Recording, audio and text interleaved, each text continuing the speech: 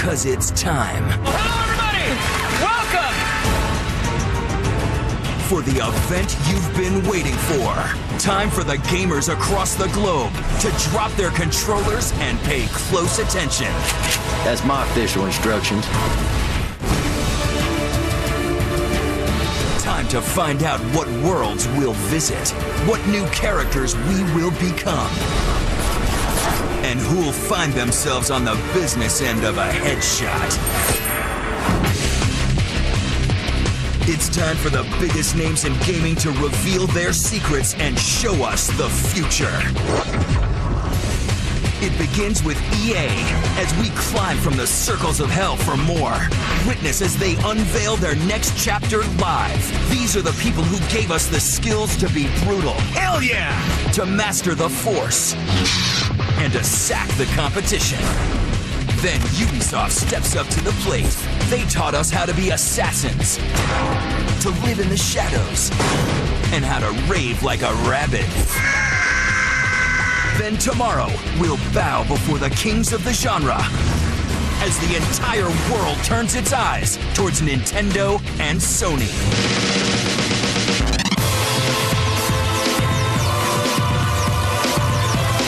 The time has come.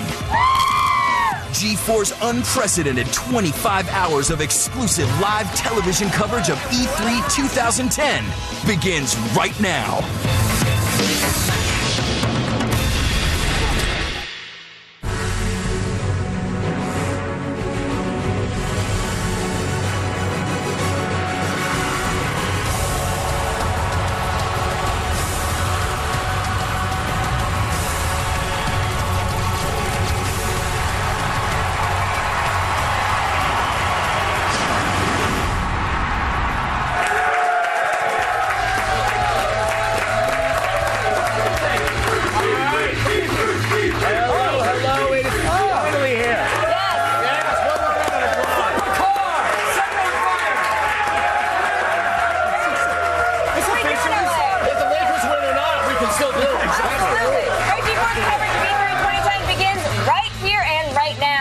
In case you couldn't tell by the rabid chanting, this is like our Super Bowl or maybe our World Cup. Oh, I'll take that. Do we have any vuvuzelas?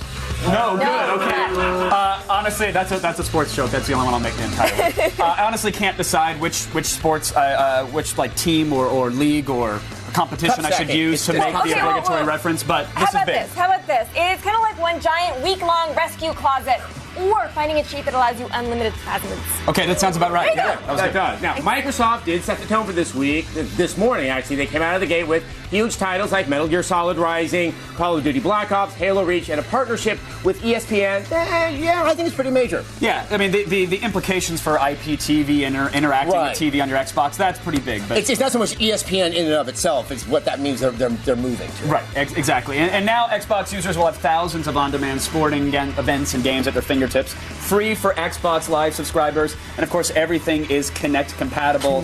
Yes. So Kinect, you can yell at your Xbox. Kinect is the new name for Project Natal. Correct. Not with a C, with a K, like kinetic, but spelled kind of wrong. Like the cool kids would do it. You can't trademark it otherwise.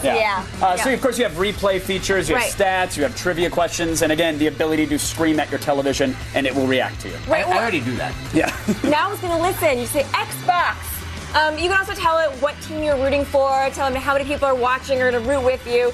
These are little features, but people are going to find them interesting. Or against you. Yeah. If you're a sadist. Absolutely. Like myself. Look, whatever you want to compare it to, it's the gaming event of the year, and we are ready to serve up every succulent, juicy morsel of it. So let's get into it.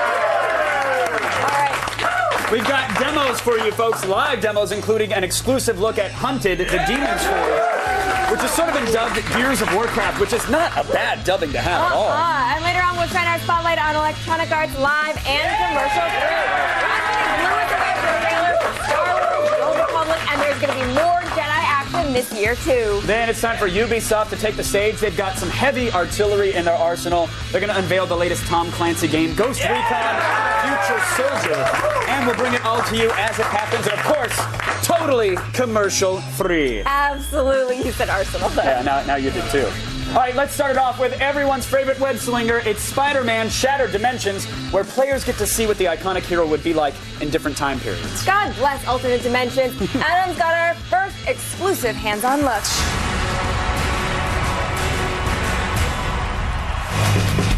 All right, kicking things off is Thomas Wilson, creative director of Beanox Studios, and he's here to show us the latest from the webbed wonder. Kicking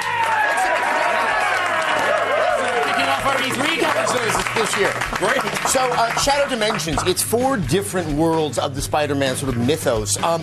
What's kind of the approach you're taking to this, I guess, the story you're telling of Spider-Man? Yes, the way it happens is to talk about the story of the Spider-Man, you have to talk about the Tablet of Order and Chaos. It gets shattered at the beginning of the game, and a different boss in different dimensions get their hands on it. And that influences their power. So it's up to each 4 Spider-Man to actually retrieve each pieces of the fragment to bring the tablet together. So what we're looking at right here is obviously the most traditional, the Amazing Spider-Man. What are sort of the moves, and how does the combat play that we're watching on screen? Yes, what we've done with Amazing, it's web-based combat, but to a whole new level. This time around, Spider-Man can form weapons, giant weapons with his web. So we're talking about like maces, giant maces, hammers, fists, and you can grab pieces of the ground and sling them at your enemies. So basically you have a lot of reach, and it's very acrobatic and spectacular. And I want to point out this art direction here is quite something. It really does capture like my memories of the 1967 cartoons, even though they don't look this good. Also, the first-person action, how does that work in the combat? Yeah, so in some instances you'll get to fight the bosses from up close and personal, whether they take you by surprise or you reach a point in the battle where you can fight them up close. And when that happens, it's basically sort of a punch-out minigame where you use your sticks to actually punch them in the face. And that's kind of cool, because when you have a boss that goes like, like, I hate you, Spider-Man, and you can stop them from talking and beat the crap out of them, it's super fun.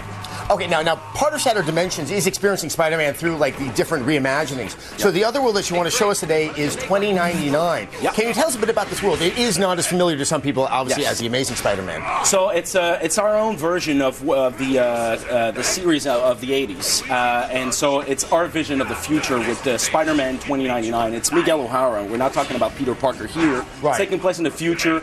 Very vertical city, really high. Obviously, we're about to switch over to C2099 in a second. I don't want to confuse our viewers out there. So since we're still on Amazing right here, how much of the game is made up of the 4 elements? Is it 1/4 each? Yes, it's pretty much 1/4 each. So you got Amazing Spider-Man, Spider-Man Noir, you have Spider-Man 2099, and Unknown Universe, which will be revealed at the San Diego Comic-Con. Awesome. Okay, we now have 2099 running. This is clearly a much different game than what we just saw before. What is the gameplay style here? Yeah, so what we have, Spider-Man 2099 has 2 main features: web foils, which allow him to perform high diving acts. So we're talking about base jumping. It's like free-falling, very high action-packed, where you can chase after the villain, in this case, Hobgoblin. Oh, that's cool. And we have the other thing called accelerated vision, which allows him to actually slow down everything around him when he's fighting while keeping his own speed. So that provides quite an advantage over the battle. Obviously, these worlds feel very different. I mean, are you also really trying to make a point that it's almost like you're playing 4 different games when you're playing Shattered Dimensions? Yes, exactly. So we're sharing a core combat system, a core set of moves, but then each Spider-Man fight differently, and they each have their own unique twists and mechanics. And what's important is we're not talking about only 4 dimensions, we're talking about 4 different art styles. So it's really different from one world to the other. That was important to us. Now, how closely were you working with the artists for these 4 different iterations of the Spider-Man legend? Yeah, so what we did is we approached Activision and Marvel with the idea of coming up with these different worlds. They all existed at some point or another in the Marvel universe, Spider-Man Noir being quite new to the series. And we just said, look, this is our twist. This is how we want to bring it into the video game world. And Marvel sort of thought it was a great idea. All right. Now, right here in this boss fight. Yeah. I assume you're using a lock-on. That's always been one of the biggest challenges in the Spider-Man games, is the camera kind of going off wildly. Yeah. How are you trying to combat that? I guess that's the developer's enemy. Yeah. So what we do is we have what we call a lock-on system with it's a defensive stance. It's actually a move you're using to be locking on the enemy, as well as being able to dodge or evade the attacks that are coming at you. So it's quite useful. In this case, we're fighting Hobgoblin, and it's up to the player to actually grab the bombs he's throwing at you to send them back to him. Well, you know what? I think he did it. I think this is the Spider-Man game many fans out there have been waiting to play. Thank you so much for stopping by and inaugurating our E3 coverage. that. Let's send it back over to Morgan. Thanks, Adam. All right, here is an E3 fun fact. The Expo is older than many of our viewers. And while I let that depressing fact sink in, let's look at the state of gaming's biggest event.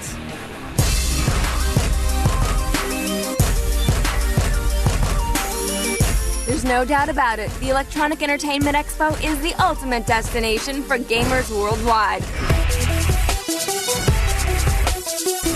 Every year, tens of thousands of journalists swarm the Los Angeles Convention Center to check out the latest and greatest video games from the world's top developers. Not everyone can get inside. To see what happens at this year's show, you'll either need the proper industry credentials or have your TV tuned to G4. The history of E3 goes way back to 1995, when the Entertainment Software Association decided to start a trade show just for the video game industry. The first E3 featured the surprise early release of the Sega Saturn, and details on a certain piece of hardware called the PlayStation. You may have heard of it. Over the years, the show gained a lot of momentum, and the lure of playing games before they came out was pretty irresistible. Access to the show became a very hot commodity among hardcore gamers. In fact, the show grew to such a large degree that by 2006, some attendees and exhibitors complained that industry insiders couldn't get any actual business done at the show. In response to this, the ESA transformed it into a smaller, more intimate event, which was spread between hotels in Santa Monica as well as an airport hangar. This was widely considered the worst idea ever, and in 2009, E3 was wisely restored to its full glory at the LA Convention Center. Paul McCartney and Ringo Starr. This year's show promises to be one for the record books. Over 40,000 attendees from 60 different countries will be on hand to witness game-changing announcements and blockbuster new titles. Stay tuned to G4 to witness E3 in all of its full glory.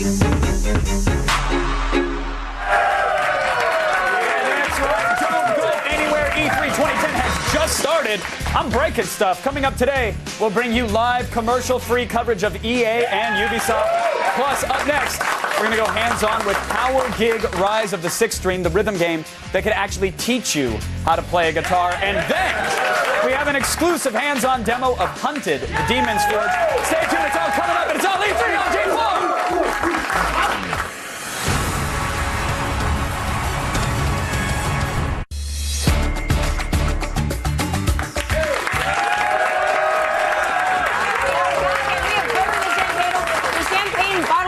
E3, so it's time to see what you guys are twittering about. Yes, let's go to the old wall. Radiac says, what sort of awesome games do you think Nintendo will be releasing for the Wii? I don't know, I hope they copy Microsoft and do a bunch of sports games. That'd be dope. Well, I think it would be very surprising if we did not see a Zelda. And there's been a lot of rumors about Pikmin 3, and so we're going to see if we're actually going to see Pikmin 3 on the stage Nintendo, because that would be the most awesome thing that ever happened to the universe. And then I'm also really excited to see Golden Sun for the DS. That's going to be a big press conference if you get all 3 wishes approved tomorrow. So it could happen because I got none this morning from Microsoft, so I could get one from Nintendo. Exactly. Right? Let's go back to the old wall here. What do we have here?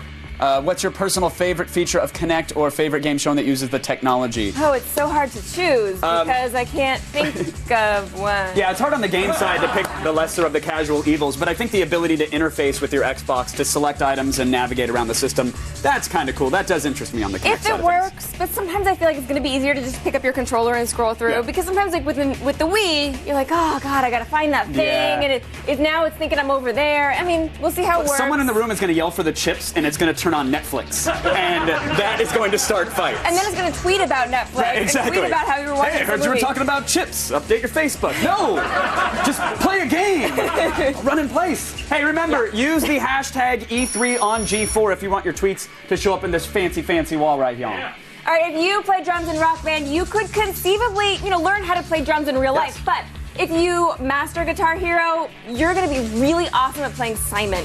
Yeah, that's about it. Abby Happy actually checked out Power Gig Rise of Sixth String. This is a game that promises to give you actual strumming skills. Hi, I'm here with Matt Shagru, executive producer on Power Gig Rise of the Sixth String. Matt, thank you for joining me. Thanks for having me. To start, I just wanted to ask, what's the philosophy that you guys are bringing to the music game? Well, we want to bring an authentic experience to this genre. We have, obviously, a real electric guitar, and our approach with the drums also gives you a really natural experience when you're playing the game. So with the guitar peripheral, you have the ability to push down the string lock and play it as a real guitar. How is that integrated into the gameplay? So there are two ways to play the game. One is regular beat matching, which is with the string lock up. It's pretty standard beat matching to be familiar to everybody who plays those games. Also, we have what's called a chording mode that allows you to learn actual power chords from the songs in the game. So you can, within the context of beat matching, you can learn the actual chord progressions and then play them offline in real guitar mode. Awesome. One of the most important things for any music game is the music in the game. What licensed artists and tracks are you bringing in to Power Gig?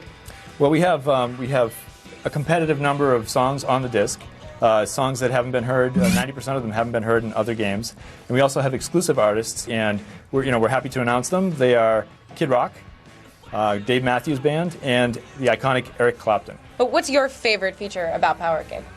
Well, I actually play piano, and for me, playing the guitar for real has been very difficult. We've had guys in our office who are expert guitar teachers as well as players try to teach me. It's been kind of hopeless, but I can put in the time with this and have fun, and I'm actually getting some of the basic skills. So that's the coolest part for me. As far as gameplay modes, what modes can we expect to see in the game? Well, we have quick play mode, which is jump in with two of your friends and just play through a set list. We also have adventure mode, which lets you play through a rock and roll adventure with two friends, and it takes you through a whole story that takes hours of gameplay. So today is the first day that we're seeing the drums, and to me right now they look like they work on magic. So can you explain a little bit about how they work? Sure. There are electronics in both the sticks and in the bass unit, and that allows us to trigger the inputs with a very natural drum swing. How high could I actually be up from the drum kit? Well, it's pretty adjustable based on how comfortable you are being a certain distance from the unit. It has legs that are included with it. If you want to raise it up a little bit and get the LEDs that light up when you swing into your peripheral vision, you can do that. So for someone that's played other music games, is it going to be easy to pick up and play this one, or what concessions have you made for people very familiar with the genre? We know that there are a lot of players out there, and we want to attract those players to our platform. So we've made it as easy as possible. It's a very smooth transition from one of those games to this game. And this guitar will work with other games as well? It does. It's completely cross-compatible, and the Airstrike drum as well. Very nice. All right. So when can I pick up the game, and what systems can I play it on? It'll be out in October. It'll be on the Xbox 360 and the PS3. Awesome. Thank you so much for joining me. The game looks really cool. Thanks. Back to you guys.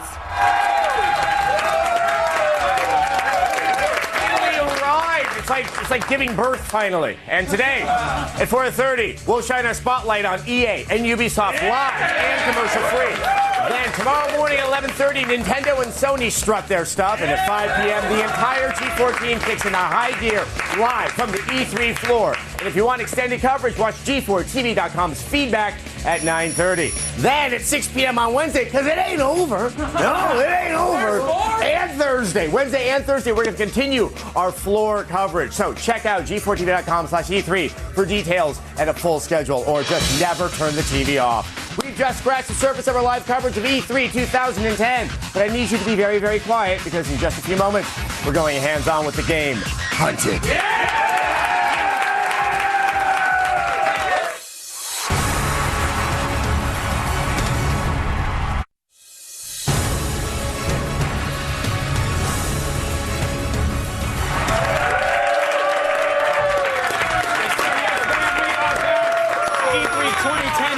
Just getting underway. If you could actually shake up the convention center right now, you'd pour out like a gigantic nerd smoothie. I can pour out all my dead nerdies. Yeah, all my dead nerdies. Since this is our gaming new year, let's look at the past before we plunge into our future. Yes, now as long as I don't have to make any resolutions, I'm fine with that. So let's take a nostalgic look at the 5 most shocking moments in E3 history. Microsoft Press Conference 2009. After unveiling the Beatles' Rock Band for the first time, Microsoft goes ahead and unveils Ringo Starr and Paul McCartney. Thank you. The game's presence wasn't shocking, but two of the greatest musicians of all time introducing it, we were rather floored. E3 2000. Konami unveils the first trailer for Metal Gear Solid 2 Sons of Liberty. The 9-minute behemoth showcases graphics previously believed impossible on PS2 hardware. The buzz is incredible, and the game instantly becomes the hottest and most talked about thing in the industry. Microsoft press conference E3 2008. Microsoft's final announcement with Square Enix is the bombshell reveal of Final Fantasy XIII on the Xbox 360. For the first time in over a decade, Square's flagship franchise will have a main series entry that isn't exclusive to a Sony platform. 2007. The ESA scales E3 back considerably, moving it to Santa Monica and drastically limiting attendance. Also eliminated are booth bays, much to the chagrin of slavering lonely men. Fraught with logistics problems, E3 returned to the LA Convention Center the following year. Nintendo press conference E3 2004. I'd like you to step inside one more world for Nintendo GameCube. Reggie Fils-Aimé kicks our ass, takes our name, and unveils the world's first look at The Legend of Zelda Twilight Princess, the long-awaited realistic Zelda game. And the crowd goes wild.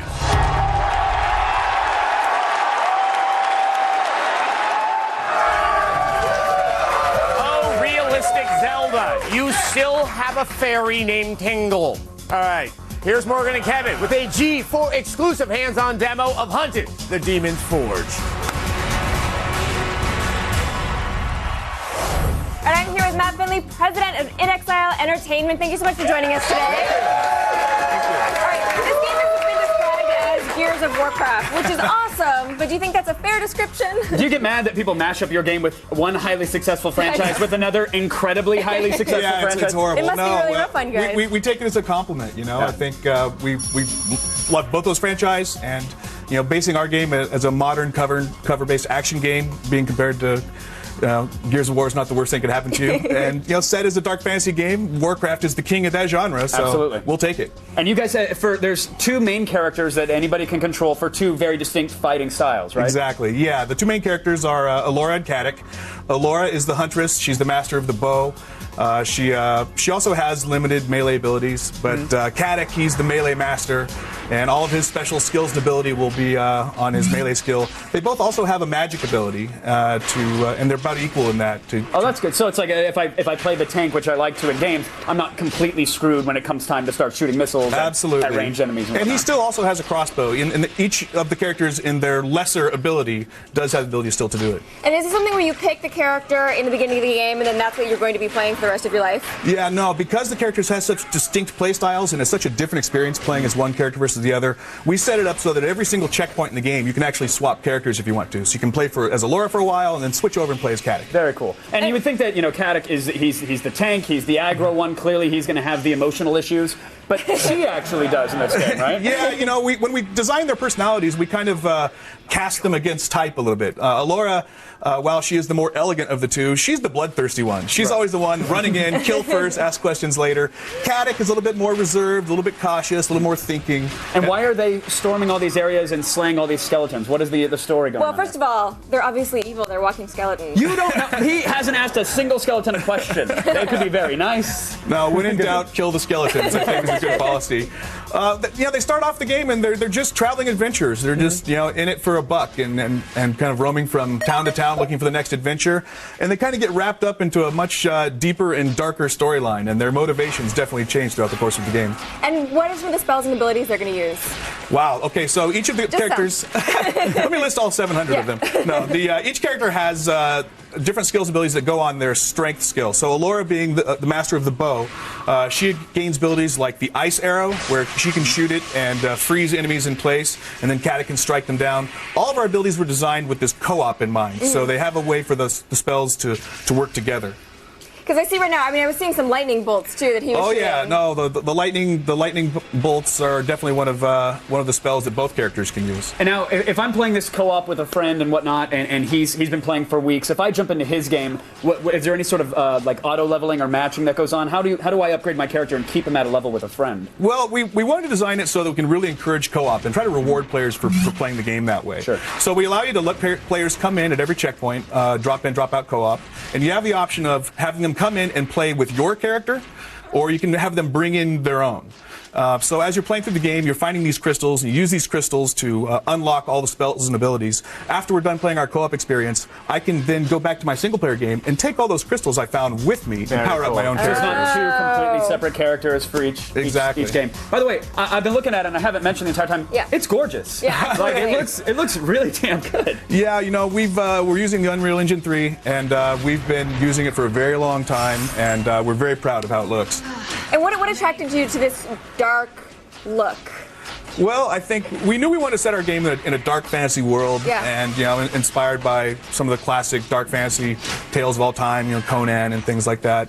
And the environments that you fight in, they're varied, from classic dungeons. We try to present ourselves as a dungeon crawl. There's lots of dungeons, but outdoor areas like you're seeing in this demo, and wilderness areas and towns as well. Well, sure, the engine can render them beautifully, and clearly you guys are taking advantage of it. The game looks incredible. Very excited. Hunted the Demon's Forge. When do we get to play it? When do I get it? When do I convince my friends to buy it? We're shipping first quarter next year. Sounds good. Thank you so much for coming by. Thank you. Thanks for coming on. Thank you. You guys can get all of your up-to-the-second E3 2010 news, exclusive HD videos, and screenshots and more at g4tv.com/E3. Dr. Sessler. Looks like it's me another busy January and February and March. Anyway, stay right there. Some people are going to sell you some things, and as a reward for your patience, we're going to show you more Metal Gear Solid Rising.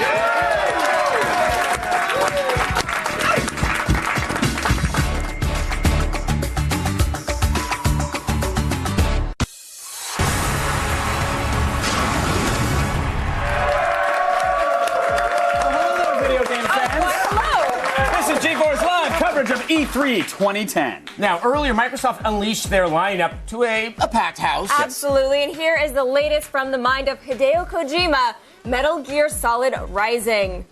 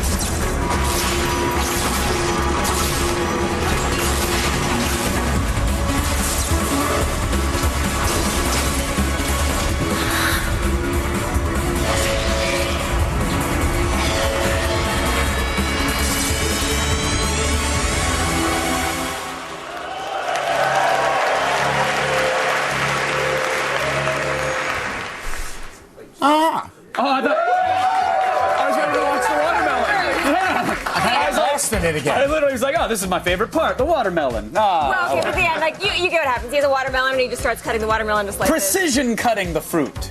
It's a Kojima trailer. And there's always a good 25 seconds of, wow, that joke won't end. Yeah, we have it online. You can definitely go watch it there if you want to see all the fruit cutting.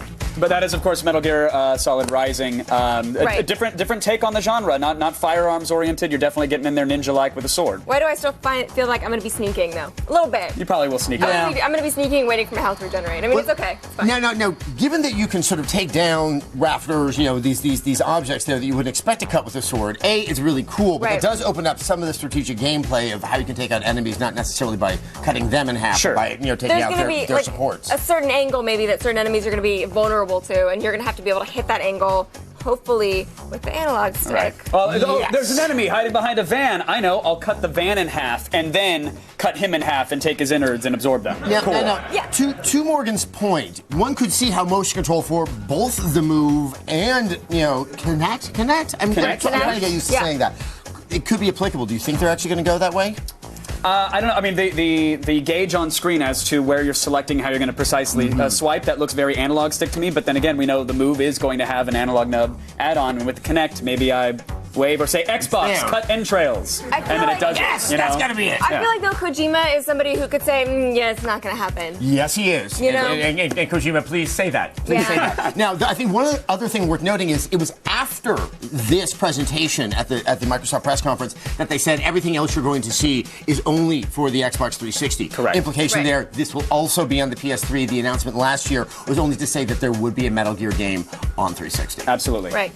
All right, of course, I know what games I'm excited about this year, but what about you guys? We sent our Scion Mobile Studio to find out what our viewers are frothing at the mouth over. I hope they wipe the interior down after. I hope so. E3 is finally here, and we're hitting the streets in our fully loaded GeForce Scion Mobile Studio to find out which titles you can't wait to get your greedy little hands on. E3's coming up, a whole lot of games coming up. This is the year of threes. Gears of War 3. We need some females in this game, man. Some nice hot broads to just blow up. You seen the trailer yet? What are those things coming out of the ground? Everybody has to watch out now. Love the chainsaw melees. I can't wait for this game, man. That's for you, Cliff. I love the music games. Rock Band 3, it's so exciting. We're finally going to have keyboard. I'm super stoked playing Fable 3. I mean, that game's going to be crazy. You can start touching people and have interactions with them. The fact that you can actually just drag somebody with your hands. That's going to change everything. Killzone 3 in 3D. I really want to feel maybe like a bullet just like flying right past my eyes. Seeing blood and guts splatter all over you from different angles. Holy crap, what was that? Which direction did that come from? Killzone 3 is going to be epic. Direct from our GeForce Scion Mobile Studio to your television, this year's lineup has got fans ready for action, and it's going down right now at E3. All right, still to come at 4:30, and that's Eastern. Yes. We're going to shine our bright and glorious spotlight on EA and Ubisoft live and commercial-free. And tomorrow morning at 11:30 a.m., Sony and Nintendo reveal their deepest darkest secrets. They're sexy.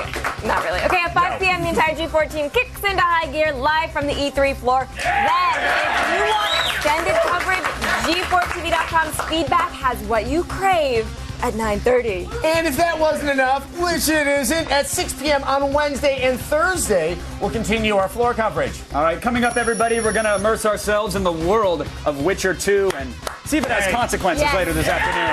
You don't want to miss it. Stick around, everybody. E3 2010 Live is brought to you by Scion, driven by personalization.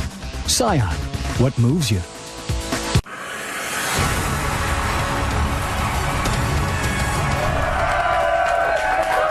This is E3 10 Live, and you've got a front row seat, and you know what? You don't even need an illuminating poncho. No. It's for you, Andy Mack. Gerald is back and bringing up more concoctions for RPG players everywhere. Kevin is about to go hands-on with an exclusive look at Witcher 2. All right, everybody, I'm here with Tom Gopp, senior producer at CD Projekt Red. Tom, welcome to the old show here. How are you? Fine, thanks. All right, Witcher 2, Assassins and Kings. The first Witcher title was based off of, you guys were using a BioWare engine, right? And heavily modified. I mean, people know it looked gorgeous. I'd say 80% of that has been rewritten. So you just went ahead and rewrote the extra 20. You guys have proprietary for Witcher 2, No, we did our own. It's we your own engine, sat down and wrote everything from scratch. It's solely our own engine right now. And so what has that allowed you to do? What are we seeing in the game world that has, that going with your own technology has enabled you guys? Well, it's all about RPG. We really wanted to do a lot of stuff, and we've seen that people like hardcore RPGs, really ones that tell the story, so we wanted to extend on that. So we rewrote most of the things. Of course, we also rewrote like the renderer, but the major thing was the tool set, the tools for writing, for telling the story, non-linear one, dialogues, cutscenes, communities, a lot of stuff. Okay, so speaking of story, I mean, this is an RPG, so the story is key. Bring us up to speed. What is happening in the world of The Witcher? You already know probably that it's been based on the books written by Polish fantasy, dark fantasy. Not really everything is good or bad, morally not questionable. shiny vampire fantasy, but not serious blood on the screen fantasy, right? Yeah, but what we wanted to do is we got the feedback from the first game, and we wanted to enhance the scale of the happenings. Like right now, it's not only a closed thing inside one kingdom. It's like more of a scale. Few kings are in danger. There are assassinations of them. A lot of wider scale in terms of terrain, but there's also a larger scale in terms of emotions. We're digging deeper into what happened to Geralt. In the first game, he pretty much forgot everything about when he came back after some time after the you start off boat. with a fresh slate and try to figure it all out. Yeah, and now we're getting. We think it's time for his memory to get back to him. So it's basically. But that's kind of you to give it back. Now, what other sort of fan feedback did you get from the first title that you're implementing in Witcher 2? Oh, of course, we wanted to re-implement or improve some of the things that people love, like the story, like the way we tell it, but also wanted to improve and change things that people complained about. Some of the people complained about combat being not too intuitive, so we ditched the time-based clicking sequences. Right now it's more freedom, it's smoother. You got a lot of things you can do at any time. You can mix magic sword, you can mix alchemy, whatever you want. And just mix them up on the fly. So on the fly, you don't have to carry out a sequence to the very end. You can break anywhere you want and get back to it. And now what about allies in the game? Do they play a bigger role this time around? I'd say so, yeah. Of course, it's not like you control them totally. You don't order your friends in the battlefield, but they are story-driven. You get a lot of things you can do, and dependent on whom you choose to go along with in a story, it might lead to a different ending. We've got a lot of endings in the story in The Witcher 2, and allies are one of the factors that decides on the ending you get. Okay, so tons of replayability once you actually finish the game. Definitely. Right back to it. Now, you say that there's a strong story, but you guys have also pointed out in the past that there is a sort of non-linear aspect to the game. So what problems does that create for you guys when you're making a game? You want to tell a narrative, but you want to give the player control. How do you tell a non-linear story? You basically have to tell few stories. Right. You decide which story you choose. You try to go this path or that one. So you got a lot of stories to find out in The Witcher 2. That's one thing. And the second one is the character development. You might want to choose the Swordmaster. You might want to choose the one that's focused on magic or alchemy. And that is a lot of different approach to the gameplay. You will have a different feel of a gameplay when you choose different characters. So what are we seeing right here? I know we sort of launched into a beginning portion of the game here. Yeah, it's like the beginning of Act 1. We're actually by the riverbank. It's a river Pontar. And we're fighting some elves, so you can see changes we've done in the combat. A lot of mixing stuff, magic, there's a stunning sign. We could roll around, throw in a sign, combine strong and fast stance, and so on and so on. It's live, group stance, whatever you want. You definitely listened to the fans of the first one, and it's clear that you improved on all aspects. Definitely. And really, your custom engine looks fantastic, so thank you for coming on and showing it off. We appreciate it. When do we get to play it? First quarter 2011. First quarter of 2011. Thank you so much. That was Witcher 2, Assassins of Kings. Now let's send it over to Adam and Morgan. Look really beautiful. I'm very excited. All right, starting Thursday, watch the best of our E3 2010 coverage whenever you want. Just look for G4 On Demand on your channel lineup. Go to g4tv.com/VOD for more info. Now, E3 2010 has just started, but we're already excited. Yeah. Look at me. All right, when we come back, well, you tell them. I'm going to tell them. We've carved out the choicest cuts from Microsoft for you, including Gears of War 3, so you should stick around.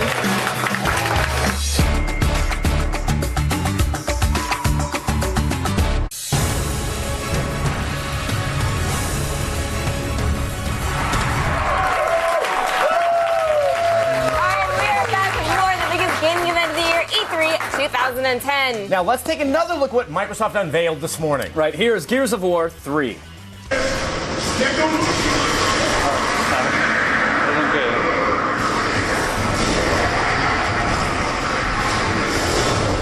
Watch it. Oh, crap.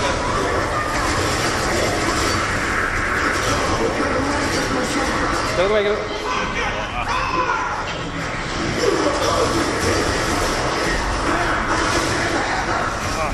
Get over here.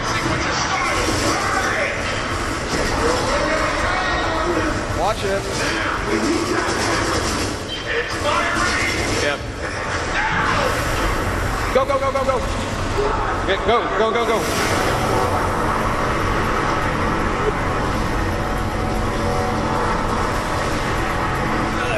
I'm in.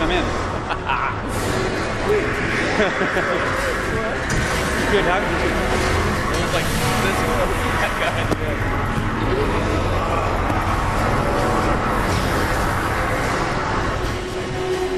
Did we fry that bitch?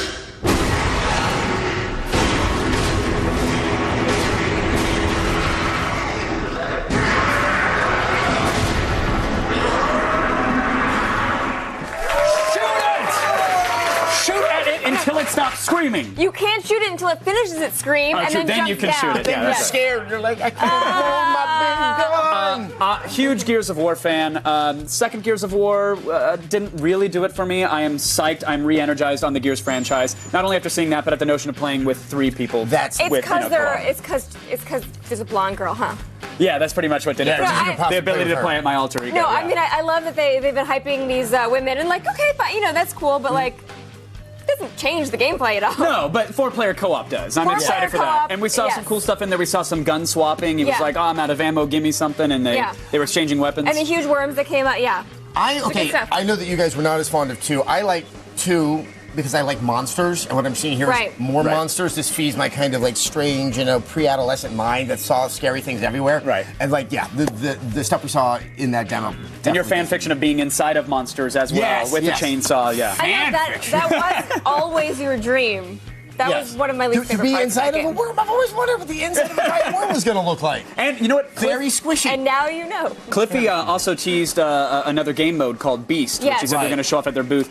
We immediately went, right. Does that mean we get to play as that giant beast and then all of our friends are trying to kill us? Yeah, which I think would be a lot of fun. They've tried that so many times with the AVP games and never succeeded. I have all the confidence in the world. I feel like that they're going to be able to that's make that happen. Epic can make that happen. Absolutely. All right, well, of course, that was Gears of War 3, and we have all sorts of coverage of that coming up in the next few days. But one thing they also announced at the press conference was a partnership with ESPN. Yes, we're going to take a look at that. Yes, here it is. You can see, again, all the best of E3 2010. The clips anytime are on our website, but check out the old ESPN narrative.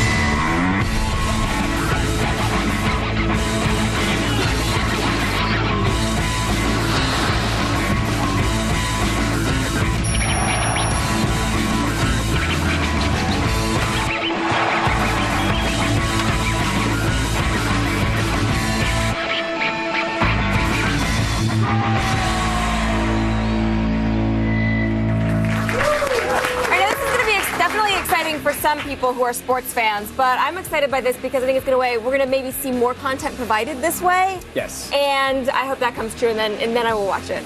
Well, they showed some DVR functionality as well when they did a replay of a particular play in a football game. And Adam and I immediately reacted, well, is this off the hard drive? Is this coming off of the cloud? Where is this coming from? So there could be, again, huge implications for IPTV, which Microsoft promised years ago on the 360. Now it was even hinted at on the Xbox, to be fair. Yeah, no, it was. And now it seems to finally be coming to fruition. But, Morgan, do you think people will be watching college sports on their Xbox and interacting? What I do like about it is that it's actually free for Xbox Live Gold members. So this is going to be something people have anyway. I use Netflix a lot because I already had Netflix and I already have a gold membership. I think people are actually going to use it a lot. It probably isn't a coincidence that we're also seeing the new Xbox Slim with the larger hard drive at this time, because if you are going to want DVR functionality, or maybe you could even pre-buffer a game that you're going to want to watch in the future, it would be great if that were available to you. Right. And as you said, if it's free to people with the Xbox Live Gold membership, that kind of requires you to have a hard drive. So I think currently right now, this is something for that type of install base. Right. And I know I'm going to use it occasionally if people come over and they want to watch a game, or if I have to watch, like a Cal Bears game. Outside of yelling at my TV, I mean, yeah, for college basketball and football, where you can't always get the games, like if you went to Ohio and you live in somewhere that isn't Ohio, it's really tough to get the game. But in terms of the DVR, I mean, it is so it's like a TiVo that I yell at. Right. Yeah, I'm excited for the interactivity, the ability to answer polls and good stuff like that. You do love a good poll. I do. Oh. I do. I can take the pulse of everybody. No, now, can the cult of Mac, that's Apple, translate into big money in video games? We're going to take a bite out of Apple in just a minute. Oh. See what I did there? That's a pun. I got it. That's what the clever guys do with the biz. I think you should maybe try a new one. Yeah, you're right. We'll take a bite out of Apple. Still not feeling it. Maybe I do it in a funny voice? No. Bite out of Apple. Just do the commercial thing.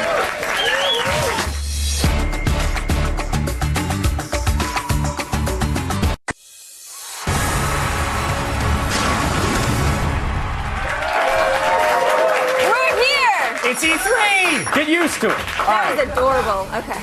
The Electronic Arts press conference is getting underway shortly, and we're going to be broadcasting every luscious detail of it live and with no commercial interruptions. All right, let's check in with Blair Herder, Patrick Klepek, and Kristen Adams, who are at the venue already. Hello, Morgan. Your voice sounds amazing in my ear. Now, folks here are more excited than a freaking Wookiee on Life Day, and if you know what that means, why? Why? We're getting ready for an extensive look at Star Wars: The Old Republic, my friends. And EA is looking to regain the title of King of the Shooters. We're expecting to see some Medal of Honor, and by expecting, I mean hoping. Oh, please. Oh. Patrick, what are you looking forward to? No, I love aliens. I think we all have aliens. I want more Dead Space 2, so just show me whatever you have of Dead Space 2, and I'll be a very happy man. Little known fact about Patrick, he owns over 17 nightlights and uses them for this game right here. Aliens, and I think we can all understand that. That's really sweet. Clearly the most adorable person up here on this balcony. Guys, the whole thing beams into your living room live and commercial free. Do not go anywhere. Back to you in studio. Thank you I'm so not going much, anywhere. guys. I'm not going out. You know, with Patrick, one more E3, and I'm getting him some sleeves. Oh, There are a million games in the Naked City, And Apple's hoping the ones you play are theirs. can Apple conquer the game industry? That's the big question everyone's asking at this year's E3. When the original iPhone came out a few years ago, it didn't include any games. But all that changed with the 2008 launch of the App Store and Software Development Kit, which allowed designers to easily sell their creation. In the last couple of years, the number of games on the iPhone has exploded. There are over 30,000 currently available in the App Store. With the launch of the iPad in April and the upcoming iPhone 4, Apple is poised to sell even more games. This May brought the launch of Valve's downloadable game service to Mac computers. Over 50 games were available for the release, and the introduction of the service brought Apple some much-needed credibility in the PC game market. But experts say that Apple is not looking to dominate the hardcore gaming sector like Microsoft and Sony. The titles available for your iPad and iPhone are mostly simple, casual games designed for quick playtime. Many agree that Apple is carving out a brand new audience that previously hadn't spent money on gaming, much like Nintendo did with its very popular Wii. But that doesn't mean Nintendo and Sony are safe just yet. According to market analytics company Flurry, in 2008, iPhone game sales accounted for 5% of the handheld market, while PSP had 20 and Nintendo DS had 75.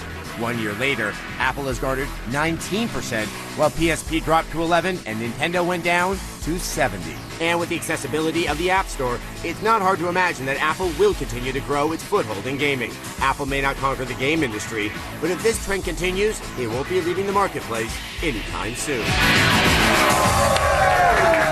So, who here actually believes that the iPhone poses a real threat to the rest of portable gaming? Oh, Kevin! I'm sorry, I was just going Is that for one of them visual commentaries? I was going for 3 stars and Angry Birds again, so if you'll excuse me.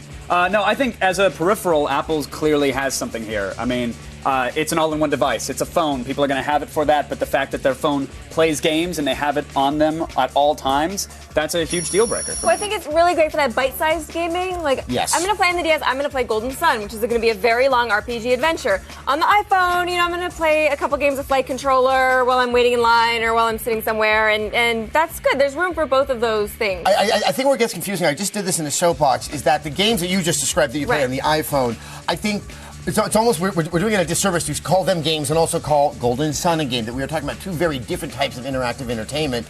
Apple's honing in on one, but I don't think it's ever going to really move into the same turf of a more deep, rich gameplay experience. Oh, I think it will at some point. I mean, if you look at how publishers like EA have committed to the platform, how they're trying to port their franchises over, it's only a matter of time before the games themselves get a little bit more robust and larger on the platform. And you can't forget the ability to purchase games anywhere at any time for $1 a pop, $5 exactly. a pop, even Impulse. $10. Those drunk impulse purchases, and you're like $5.99. Yeah. That's why they don't need to be good, is that the impulse buy is what they're going for. That's where they get the dollars. And, I think, if you still have to go into a store to get a DS game, there has to be a little bit of quality if you're going to make that extra piece of effort right there. But we should also say that we've all been burned by games that aren't that great, where you paid $1.99 for it, and you're like, oh, wait, I remember, you get what you pay for. There's not even a fart button on this one. It's so hard to find out which ones are good and which ones aren't, because pretty much we only have Apple to tell us. Right. That really is challenging. It is definitely a system that they're going to have to work on and continue to kind of hone. And as, these iPhone games make names for themselves, then we're going to recognize those names, and they're going to start to have franchises. Right. It's starting to happen. I mean, you're seeing companies make a lot of money off of it. Clearly, consumers are buying more iPhones, each and every day. So it's going to be an interesting war, but I do think Apple is in a good position to take a bite out of anybody else. I know. I'm never how many things should I take? Should I take my DS and my PSP and my phone? No, just the phone. Just the phone. All right, in just a few moments, we're going to shine our E3 spotlight on EA live and free. Get your notebooks out, my Paterons, because there's going to be a lot to learn from the masters of Star Wars: The Old Republic. Stick around. All right. Folks, it's nearly time for us to turn things over to Blair and Kristen and Patrick back at EA. But before we do, I think we're going to take a commercial break. Yes, we're going to learn some things. Let's do that.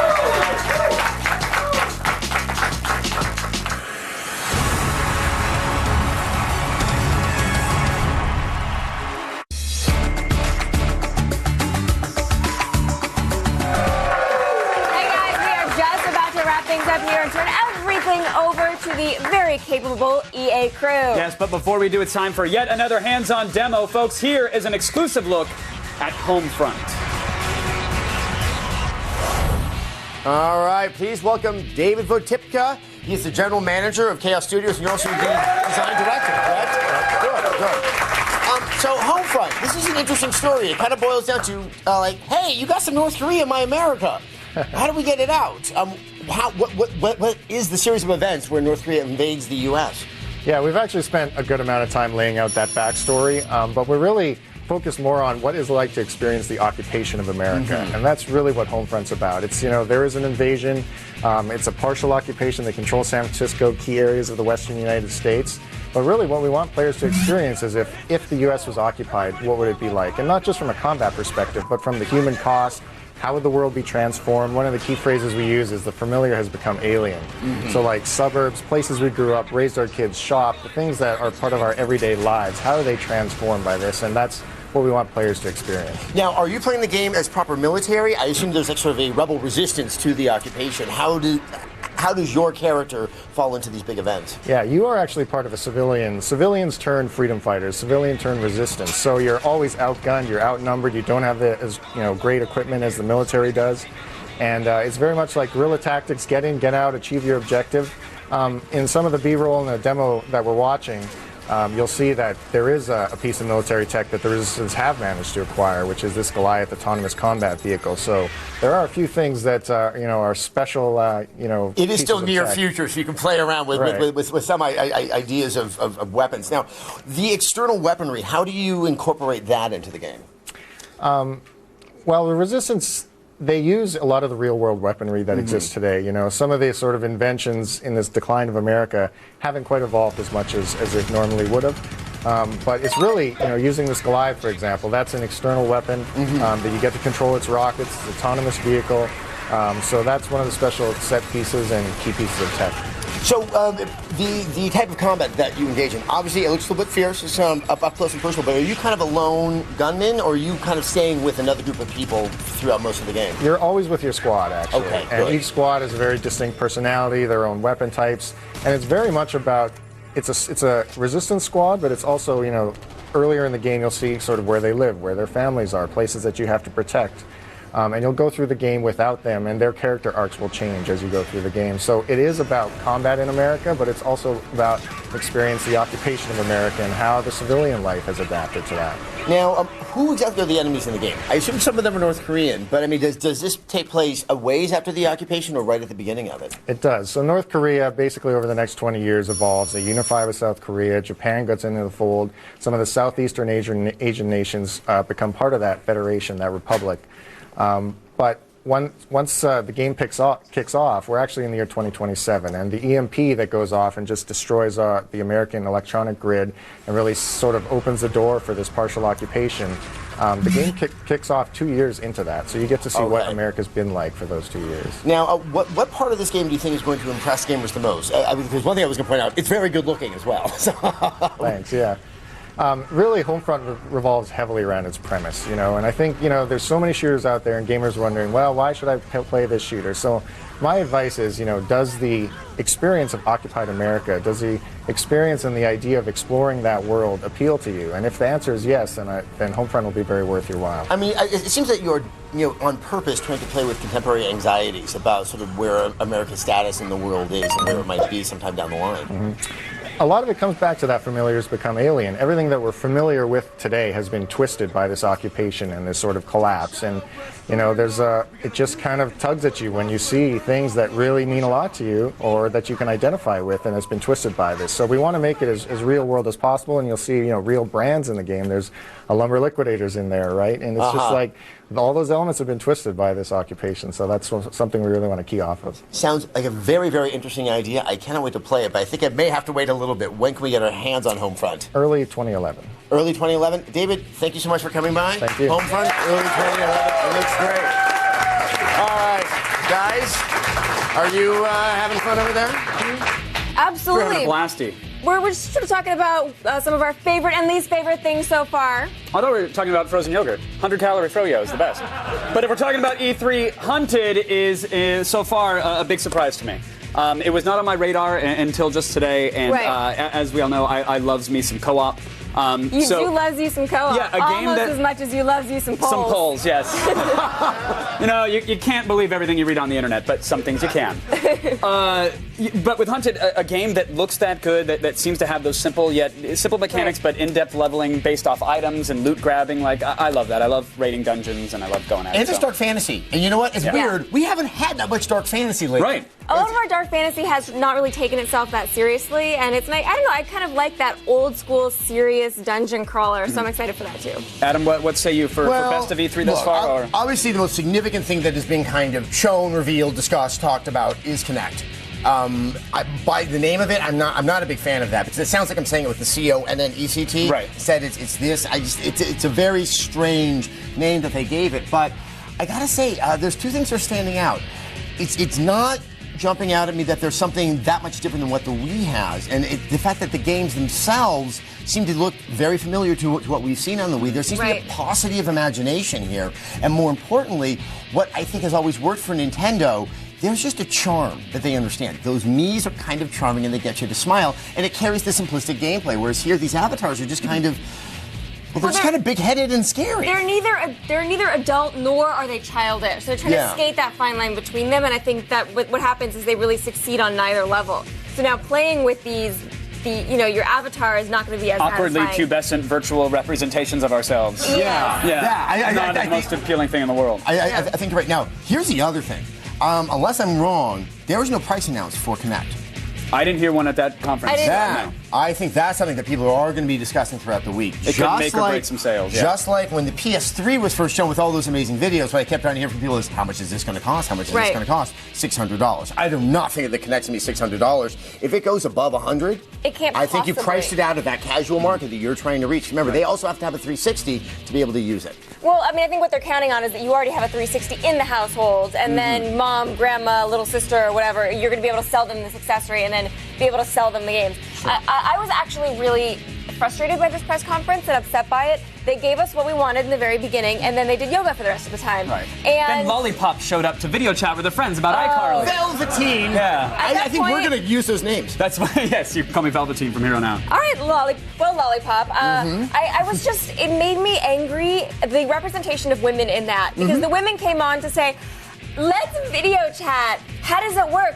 I don't know. It's kind of technical. Math is hard. Right. Like, really, like, don't talk down to me right at that point. That was incredibly frustrating. But they have a lot of features and... You know, I said, look, if you missed the Microsoft press conference, you could just fire up your DVR and see the Wii conference from 2008. Absolutely. And the Twitterverse exploded with some fangs and acid because they seem to believe it's magical and revolutionary like everything Apple does, but it's Microsoft in this case. I look at it and go, listen, it may be your hardware might have these implications down the road, but the applications that were shown off today seem like carbon copies of things that we've already done on Nintendo's console. Yeah, we had Nintendogs, we had Wii Sports, we had, Wii we had Fit. a kart racer. Right. We had a kart racer where you have to hold your hands up like this. Wii has a dancing game. Which gets tiring after like Well, 2 the other minutes. thing is, no one made the case. It's that the tech is so, in and of itself, so transcendent and amazing that no one even discussed what the potential future applications. Where is Milo? That where is Milo? was fascinating, and we have not seen For how those that's who don't been know, put into Milo game. was shown off last year by Peter Molyneux. It was like an avatar boy or child that you can interact with. And you actually spoke with it. It responded to you. You could pass things into the world, and they would, figure out what they are and then pass them back. We didn't see that. Instead, we saw things that you could do on the iToy years ago. So today we got maybe not Skittles. with us. Skittles, come back, Skittles. No, Skittles, That's don't how come you back. get Skittles, mauled. go away. That's how tigers maul you. You call them Skittles. All right, it's time for us to hand things over to Blair and Kristen. Yeah, they are over at the Orpheum Theater. They're getting ready to bring you All right, we're going to catch a cab and hightail it over to Ubisoft. Not me, I'm running. See ya. You're right.